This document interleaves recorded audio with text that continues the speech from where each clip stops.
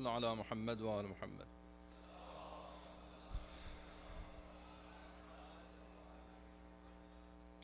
أعوذ بالله من الشيطان اللعين الرجيم. بسم الله الرحمن الرحيم. الحمد لله رب العالمين، والصلاة والسلام على أشرف الأنبياء والمرسلين أبي القاسم محمد. الله. والصلاة والسلام على أهل بيته الطيبين الطاهرين المعصومين المنتجبين، سيما بقية الله في الأرضين حجة ابن الحسن العسكري عجل الله تعالى فرجه الشريف. اللهم صل على محمد.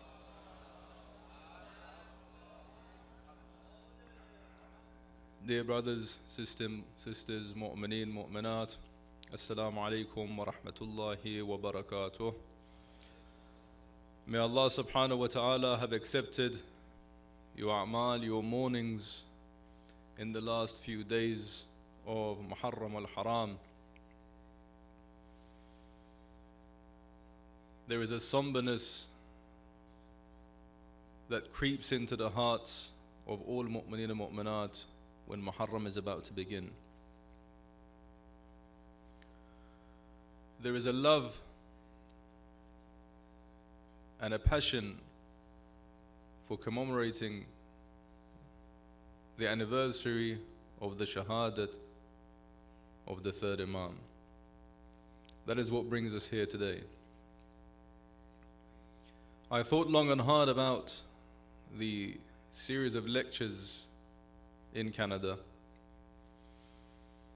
and decided that we would speak about the theme of Imam Hussain ﷺ and the Holy Quran. The various aspects of those two, beginning with tonight the relevance of each one. Before we can speak about how Imam Hussain is mentioned in the Quran, or what is the relationship between the Quran and the Imams alayhimus salam, the first thing that we must establish is the relevance of the Holy Quran and the relevance of Imam Hussain today. Because I believe we don't establish this to begin with, the foundations, then there is no need to continue. And if we can establish a good foundation, then we can build upon that foundation. So tonight, our discussion is with regards to the relevance of the Holy Quran, Imam Hussain today. You may hear and you may see people say that the human race has evolved, they have grown, they have changed over the years. Today, we are not where we were 1500 years ago. We don't require the instruction sets that were given 1500 years ago because we're different human beings today. If we discuss human rights, for example, there were barely any human rights 1500 years ago. Islam brought some. Today we have plenty. There is no requirement for it. It's outdated. With regards to the rights of minorities, with regards to the rights of animals and the planet, we've come a long way and we are progressing. And the standard of living that we have today is far beyond the standard of living that could be imagined 1500 years ago. And this standard of living has been achieved without the holy books or any sort of divine guidance. And as the standard of living is increasing, is becoming better, the irrelevance of religion and the irrelevance of the Holy Quran, the irrelevance of the Imams and so forth becomes apparent.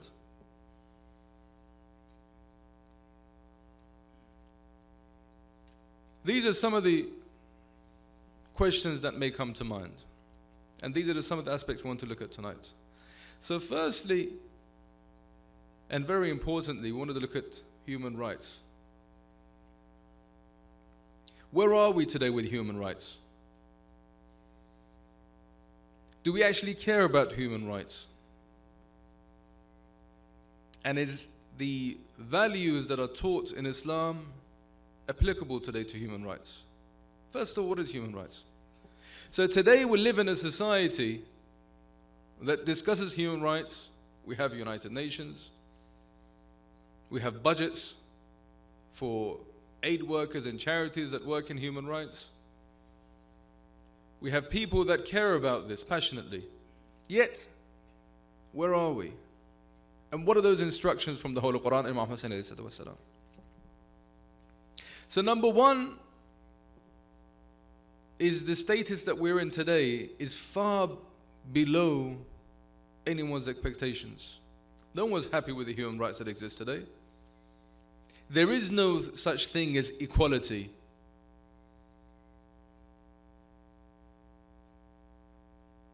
Regardless of where around the world you live in, the color of your skin today matters. Just as it did 1500 years ago. But the radical laws that Islam put in for equality don't exist today. And the brave people that implemented those laws don't exist today. For example, our 8th Imam would eat with all the workers and everyone from all backgrounds. The rich people of Medina said, we will no longer eat with you if you carry on in this way. Why? Because he used to eat with the slaves, with the blacks, and everyone else on the same sufra. They used to open the sufra on the ground, and everyone would sit, and the Imam would sit with them. And the rich people were not used to this. The free people were not used to eating on the same sufra as the slaves. They had their separate food, their separate place. When is this? This is not today or yesterday. This is the time of Imam alayhi salatu wasalam. He used to eat with them, and people used to walk away. He did not care. We'll come back to this point of why he didn't care and why we shouldn't care what people think either. But today, if you look at society as a whole, it's very much so divided on different lines. One is this ethnicity. Blue eyes and blonde hair still matter. And a black skin still matters. The only religion and the only faith that has emphasized on this, and I can bring you different points, is ours. If you go to Hajj, for example, you will see that in every law that is presented to you when you go to Hajj, it is to eradicate the classes, is to eradicate the racism. The tawaf that is done around the Kaaba, you have to be next to everyone else. You're squashed with everyone else. It doesn't matter whether you come out of a 7-star hotel that takes $1,000 a night, or whether you slept rough on the street the night before. You both have to stand next to each other and do tawaf around Kaaba. And also Allah has put in laws not to be able to distinguish one another. So you all have to wear white towels. White towels, that's it. Now the other person might have spent slightly more on the white towels, but you can't really tell. Everyone will look the same when performing Hajj. Why? So that there's no differentiation of classes, there's no differentiation of race. You're all the same. Why? Because Allah subhanahu wa ta'ala wants to tell you something. Yawm al-Qiyamah, it doesn't matter what race you are, what creed you are, what color you are, you will come with these cloths that are white, because that's what you get buried in. And that's if you're lucky you come with cloth, by the way. Because on the day of Mahshar, people come naked.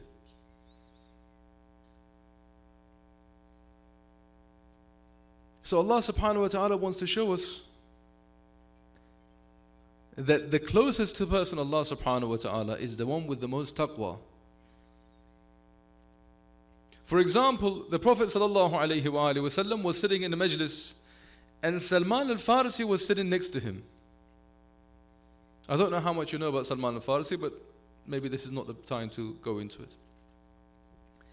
And one of the Sahaba, the important ones, no need to mention his name, came in. He said, "Qum ya Ajmi." He said, "Get up, you Ajmi." Ajmi means not Arab. And the Prophet said, "No one speaks to anyone like this. Ajam, Arab, non-Arab or otherwise makes no difference. Ahbabakum indallah atqakum." The one who gets the most respect is the person with the most taqwa. And you know who you're speaking to here. He says, "I will tell you one thing about Salman so you can understand what sort of person he is." He says, "Do you know, since the time that Salman came into us, became one of us, not one single time has Jibreel come down to me, spoken to me, without saying that Allah subhanahu wa ta'ala sent his salams to Salman al-Farsi." That was Salman. And that Sahabi turned around and moved away. This is Islam. This is human rights. You look at human rights, you look at Imam Hussain alayhi salatu wassalam. One of the problems that we see in recent history, in fact in all human history, but more recently, is that for people to keep their status, they must keep other people down. Because the basic economical problem is what? That resources of this world are finite, but the human wants are infinite. That's the basic economical problem. That the resources on earth are finite, however, human wants are infinite. So there's no way to match these two. People are never going to say, "Okay, I've had enough. I have everything now." They're going to want more and more. But the resources are finite. So what happens? They go into wars. And the stronger party, the stronger country, the stronger political people will have more luxuries around them, will have more comfort, at the expense of the discomfort of the weaker. War was something that Islam stayed away from. Forget about what you hear on the media, that the Prophet was always fighting and the Sahaba was always fighting and the Imams are fighting. You show me one war where the Prophet began the war and it wasn't in self-defense. Imam Hussain on the day of Ashura, when the Ashab of Imam Hussain say this is a good time to throw the arrow against them, he says, "I will not be the one that will begin this war. Let them begin." He knows that war will begin. This will give an advantage on top of them if he starts now. However, Massoumian are not here to begin wars. They will defend themselves when they have to. However, Islam is a religion of peace. Those that used and use today the name of Islam to go into wars, they do it for their own personal gains. They like power. They enjoy power. They enjoy money just as they enjoyed back then. And what better way to get an army behind them to tell them, you're going to heaven? Because to pay people is expensive. To promise them heaven is cheap. You will have X, Y, Z in heaven. Come. The Prophet said this. Come. So, when you look at human rights today, you see the conflicts that exist and the wars. The Geneva War Convention was established not long ago. The human rights conventions that Imam Zayn al-Abidin talks about at war are far greater than the Geneva Convention over 1,000 years before it. So when we talk about human rights, if we see what are the rights that the Ahlul Bayt ﷺ have put for humans, and how there is no differentiation between ethnicities and sects, regardless of whether you're tall or thin or black or white or whatever you are. And then you talk about women's rights. At the time of our Prophet, it was a very difficult time. Can you imagine that slavery was something that was normal? No one ever thought twice about it. It was their right to have slaves. And then the Prophet comes and says, you have to free your slaves. Let your slaves go. These are humans just like you. Treat them just like yourselves. And then they bury their daughters. Why? Because girls are seen as something to be ashamed of. And then the Prophet says, whoever has a daughter, Allah subhanahu wa ta'ala has opened the rahmah and the blessings of Allah onto him. O men, whoever has 3 daughters and raises them and marries them off, Allah subhanahu wa ta'ala will allow him to enter heaven from any door that he wishes. The Prophet says at the time, not now, 1500 years ago, that the first person to enter heaven is not me, the Prophet. It's not Ali, who is Nafsi, but Fatima al-Zahra. Fatima al-Zahra will enter before the Prophet enters into heaven. What does this mean? At the time when females are buried because they're female, no sin, no other thing, the Prophet says, you know what? Females will enter heaven before any of you do. In fact, she was named Fatima because she will save her followers from hellfire. So if you want to go to heaven, you have to follow her. So not only that you are going to be second to a lady to enter heaven, but further above that, if you wanted to go to heaven, it is this lady's intercession that you require to enter heaven. 1500 years ago.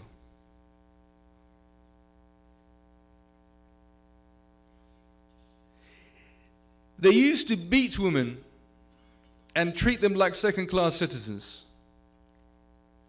He used to kiss the hand of his daughter. This was unheard of. The Prophet at his place, kissing the hand of his daughter. Unheard of.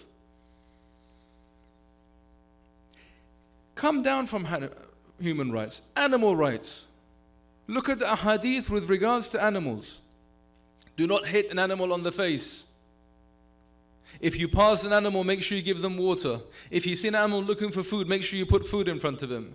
Do not put in too much weight on an animal, because the animal will become tired. Trees, global warming. Do you know there is a hadith and there is ayat in the whole Quran about global warming that occurred today and is occurring every day, and people are pushed aside and people deny? Because all the 3, humans, animals and anything that lives such as trees and plants, have a ruh. The ruh is separate. The soul of these 3 are all separate, but they all have souls. Inshallah, if we get one of these days, we'll just explains about the soul and the different meaning of the soul and how the soul exists. Because even in the human body, there are 3 states of souls, or there are at least 3 parts to the soul. So the soul that we have within us existed without the body, before the body existed. Then it existed with the body. Then it will separate from the body once again. Inshallah, as we go on, we'll explain a bit further. So all these 3, plants, animals and humans, have this soul. They're respected. They have rights. Trees have rights. Plants have rights. Anything that had this soul has a right. What religion tells you about this? What religion tells you to treat your planet with respect and not to do israf?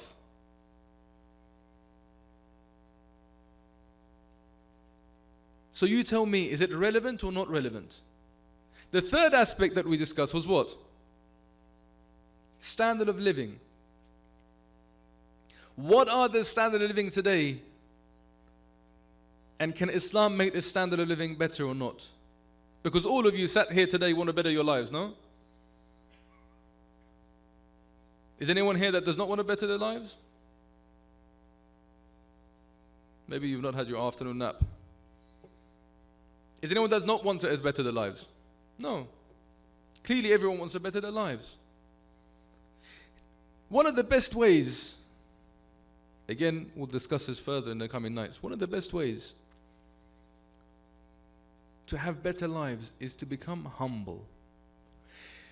There's a difference between arrogant and having self-respect. You can have self-esteem and respect yourself, yet be humble. Allah says be humble, but respect yourself as well. They're two things that don't have to be removed from each other. A mu'min should respect himself, should not bow down to pressures of people with power. However, you should not be arrogant. Be arrogant to one that is arrogant. That's the only time. The hadith says that being arrogant to an arrogant person is an ibadah. One of the things that is missing in our communities is this humbleness. But I'll come to that in a minute. So standard of living is the third and the last point. How much has our standards of living improved today? Which one of you can put up your hand and say you're 100% content? Which one of you can say, you know what? I have everything I want, alhamdulillah. Which one of you can say that without your faith and without your religion, anybody or anything can fulfill you 100%? Why do you think there is so much drug abuse and alcohol abuse, suicides, depression around you? Think about it. You go into any time that statistics have started, now you have the search engines, which by the way you may think is a good thing, makes life easier. But artificial intelligence and the collection of data can be something that's very dangerous in the future. If you look at the statistics since they've been created and look till today, how suicide rates and depression rates have increased. You see, as time is progressing, as these comforts of today and so-called standards of living are becoming better apparently, suicides, depressions, alcohol abuse and drug abuse, they're all on the increase. Violence on the increase. Wars on the increase. How can the standard of living increase if these are on the increase as well? They go against one another, correct? Most of you sat here today know someone or are directly dealing with one of these problems. Either you know someone that has mental health issues or you have mental health issues. You know someone that's gone through drug abuse or you have it. Alcohol abuse or you have it. It's part of life with everybody. Why do people clinch onto these things? Why does someone go and commit suicide?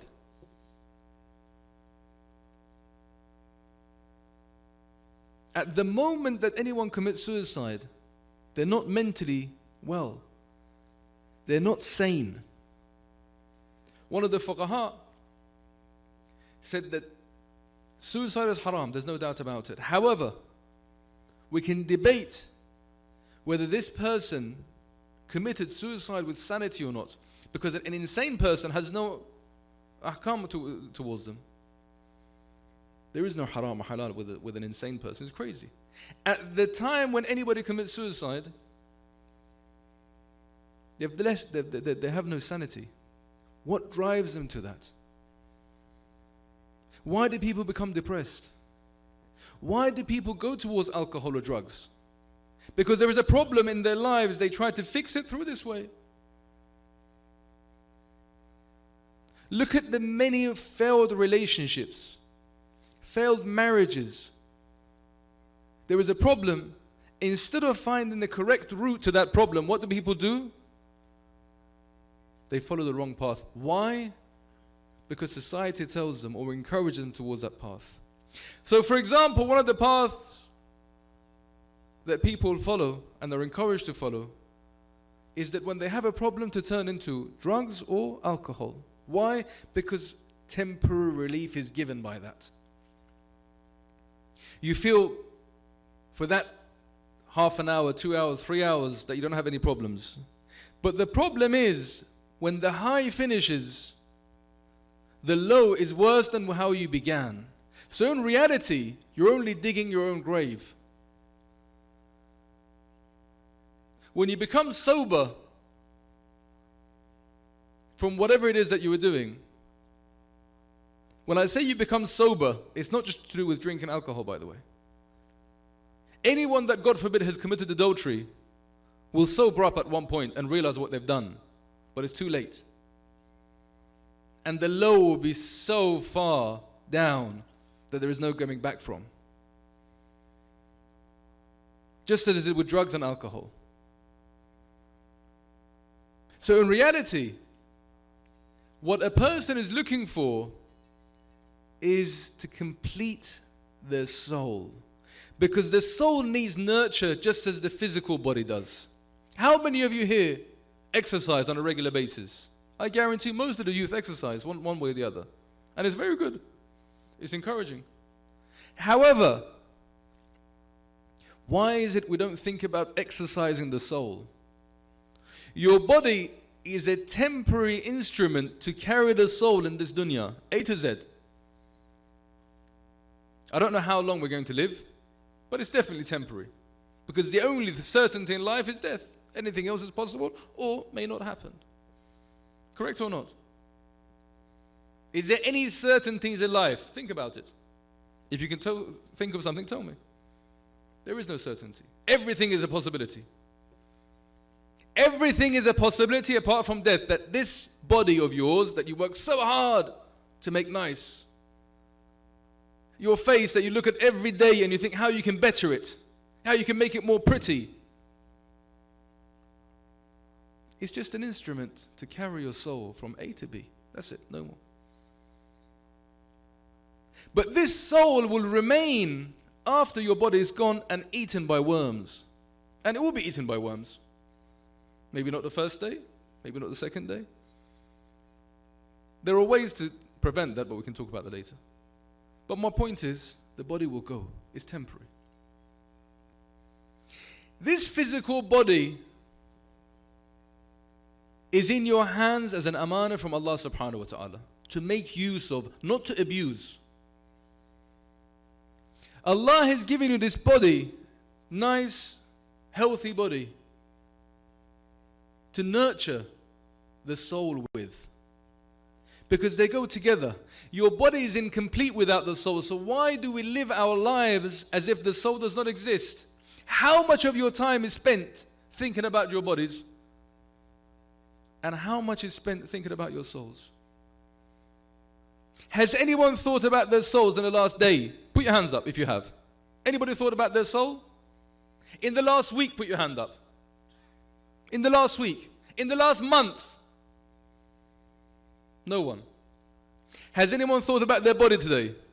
Go on, put your hand up if you have. Thank you. In the last week, put your hand up if you thought about your body or face. Yeah, the ladies are embarrassed. But clearly everybody has. Because you look in the mirror every day and you think of your face and you think of your body. And you care about it. But the fact of the matter is, what is important is that you look after your body. Keep it healthy. However, don't forget about your soul. Nurture that soul. That soul will stay with you. Now, the status which it was before your body became is called Alam al-Dhar.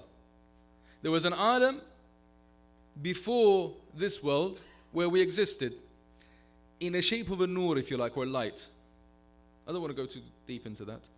And then it's this world that we live in today, where the soul comes in contact with the body. And then, when the angel of death comes up to you, and it may come at any time, and inshallah Imam Hussain will be there to help us on that time, the soul exits the body. Now, when the soul exits the body, it's not quite the exit that you may think that is completely irrelevant after that. No, it's with the body. Why? Because there are certain things that you feel and you see when you're being taken to the grave, and the initial stages when you are in the grave. Again, that's not our discussion today.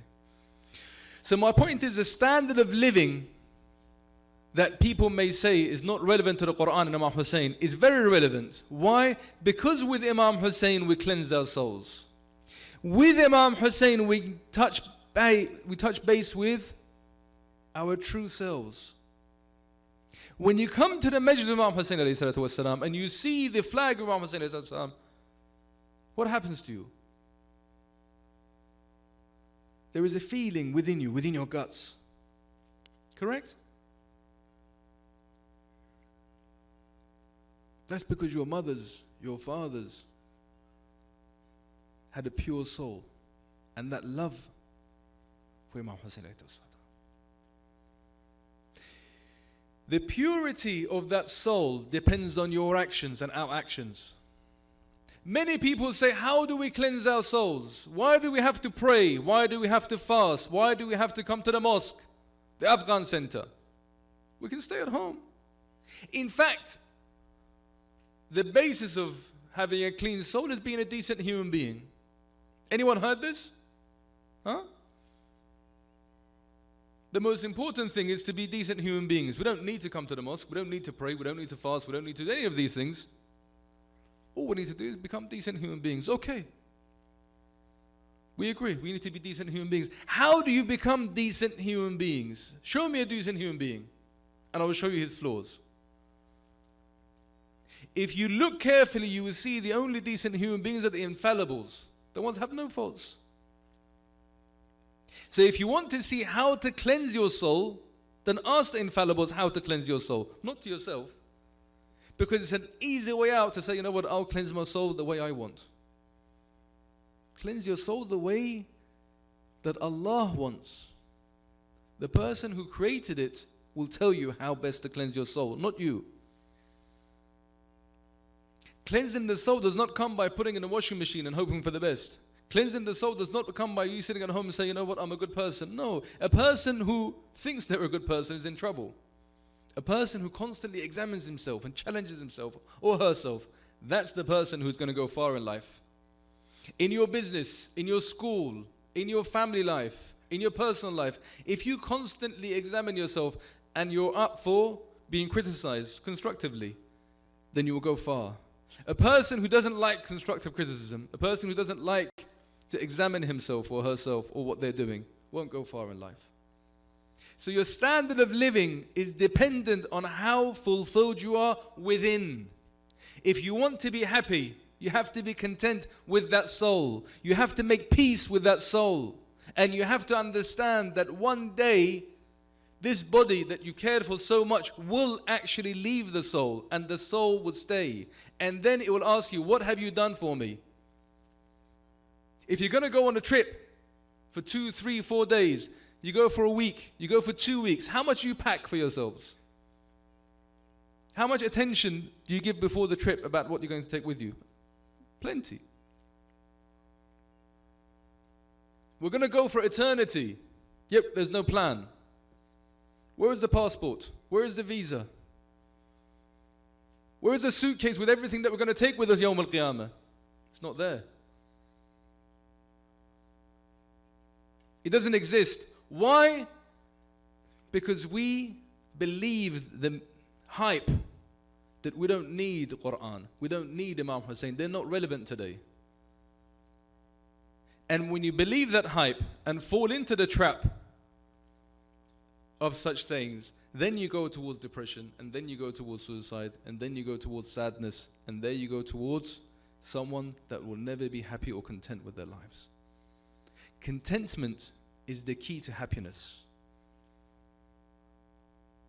If you think by having a huge house or a huge amount of money and wealth, you're going to be happy, you're wrong. I guarantee you're wrong.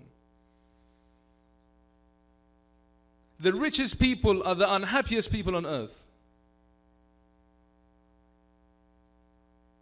I've seen it firsthand. Many of you come from Afghanistan. I've been there plenty of times. And I've seen the poorest of people in the harshest condition, living the happiest of lives, because they're content with what they have. They have one bedroom, they have 5 children, and they have the bread, and they have their tea, and they leave. They're fine, they're happy. And yet you see here people with huge mansions, and it's not happy. There's no happiness within it.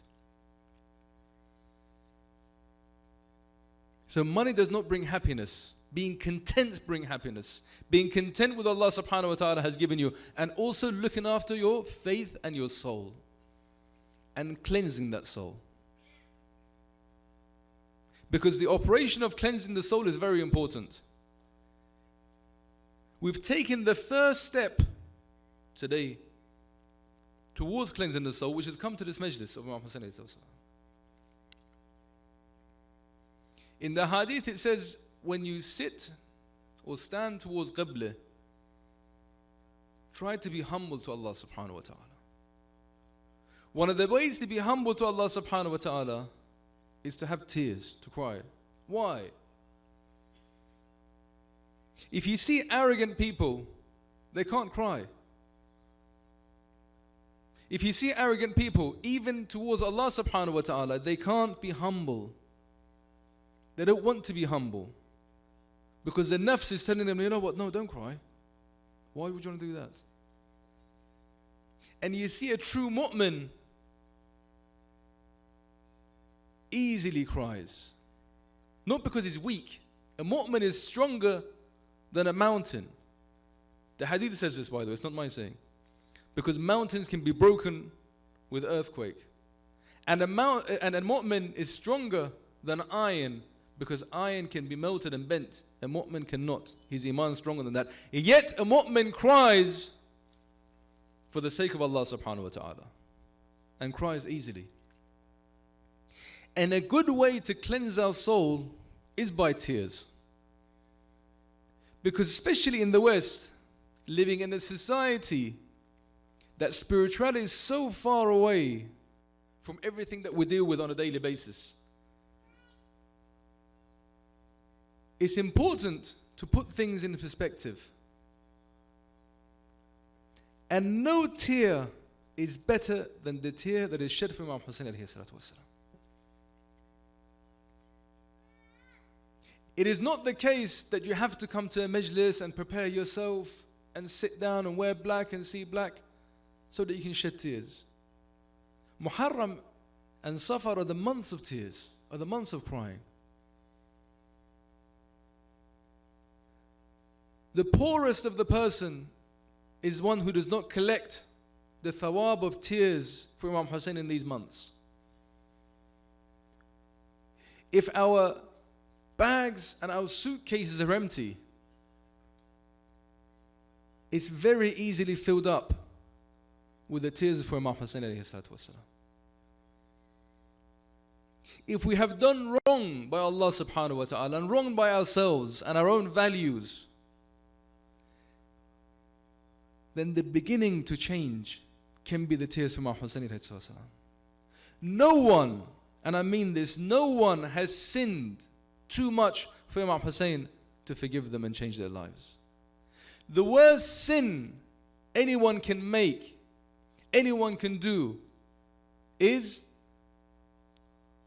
to underestimate the forgiveness of Allah subhanahu wa ta'ala. We compare Imam Hussain with ourselves. We think, oh, we've done this, we've done this. What would Imam Hussain want to do with us? But why? Imam Hussain is not a person that's not going to forgive me and you. Imam Hussain forgave the people who caught water against him and his family.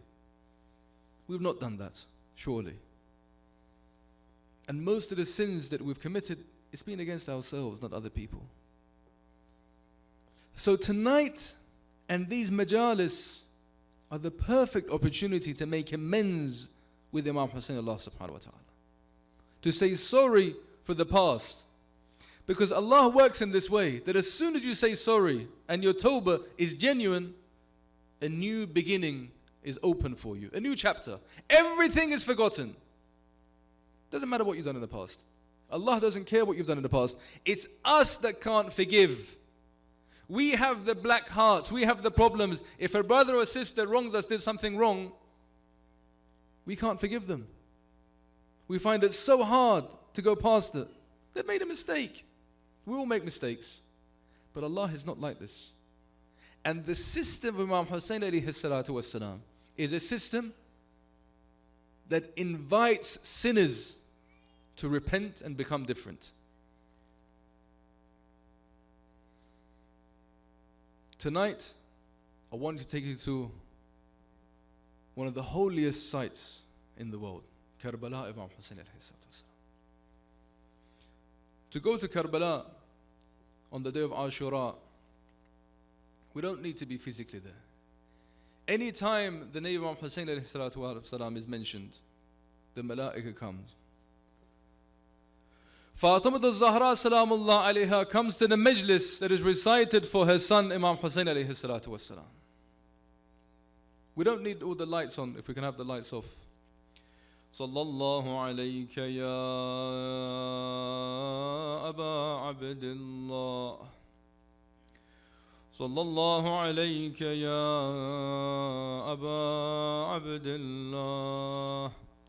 Sallallahu alayka ya Aba Abdullah. ذهب الحسين في يوم العاشر إلى زينب. I will recite from the Maqtal on the day of Ashura for you. One of the most difficult parts is this part from the Maqtal, when Imam Hussain alayhi salatu wassalam went to Zainab to say goodbye. He went to all the ladies. He went to all the ladies. But Imam Hussain alayhi salam, when he got to Zainab, she would not stop crying. She went to Layla, she went to Rabab. When she reached Zainab salamullah alayha, he saw that he could not quieten her. The Maqtal says, جلس عند زينب سلام الله عليها وهي جلست على الأرض وبكت بكاء شديدا. Imam Hussain alayhi salatu wassalam on the day of Ashura, when he went to say his goodbyes to Zainab salamullahi alayha, she sat outside the khayma, she began to cry, and she raised her voice. Imam Hussain said, I had warned you about this, that asked you to control yourself. Zainab said, it is the last time that I will see your beautiful face. I cannot control myself today. It says Imam Hussain alayhi salatu wassalam took his finger and pointed at the heart of Zainab salamullah alayha wa ashara biyadihi al-yamna ala qalbiha wa ka'annaha nazalat sakina min as-sama', as if from the sky something came down on the heart of Zainab salamullahi alayha. Imam Hussain alayhi salam said his goodbyes. He went on the horse to go towards the enemies. As Imam Hussain was saying his goodbyes and going towards the enemies, he looked back and saw Zainab running after him. He said, oh Zainab, I told you to stay back. I've said my goodbyes to you. Why is it that you carry on running after me? She said, Mahlan, Mahla, Yabna Zahra.